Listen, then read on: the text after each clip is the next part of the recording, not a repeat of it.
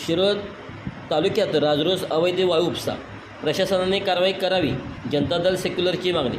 शिरोळ तालुक्यात वायू तस्करीकडून रात्रीच्या वेळी मोठ्या प्रमाणात अवैध वायू उपसा करून वाहतूक केली जात आहे। याचा नाहक त्रास ग्रामीण भागातील नागरिकांना सहन करावा लागत आहे। अवैध वायू उपसामुळे शासनाचा महसूल बुडत आहे। तसेच शासनाने दिलेल्या घरकुल बांधकामासाठी मिळणारी 5 ब्रास वायू ठेकेदाराकडून मिळत नाही, त्यामुळे घरकुलाची कामेही रखडली आहेत। याकडे महसूल विभागातील अधिकाऱ्यांचे दुर्लक्ष झाले आहे। त्यामुळे शिरोळचे कर्तव्यदक्ष तहसीलदार अनिल कुमार हेळकर यांनी जातीने लक्ष घालून अवैध वायू उपशावर कारवाई करावी, अशी मागणी जनता दल सेक्युलरचे राज्य सरचिटणीस प्रवीणभाई मालगावे यांनी निवेदनाने केले आहे। शिरोळ तालुक्यात कृष्णा नदी काठावर मोठ्या प्रमाणात वायू उपसा होत आहे। शासनाचे सर्व नियम धाब्यावर बसून हा वायू उपसा केला जात आहे। याबाबत स्थानिक महसूल अधिकारी व कर्मचाऱ्यांच्याकडे तक्रार केली असता त्यांनी ग्रामस्थांच्या तक्रारीला केराची टोपली दाखवली आहे। त्यामुळे वायू तस्करांना अभय मिळत आहे।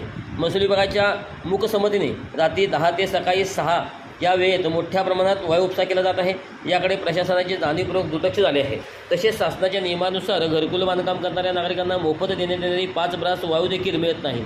त्यामुळे घरकुल बांधकामाची कामे रखडली आहेत। घरकुल बांधणाऱ्या लाभार्थ्यांना तात्काळ वायू मिळणे गरजेचे आहे। याकरता तहसीलदार अनिल कुमार हेळकर यांनी या कामी जातीने लक्ष घालून अवैध वायू उपसा करणाऱ्यावर कठोर कारवाई करावी, अशी मागणी या निवेदनात करण्यात आली आहे।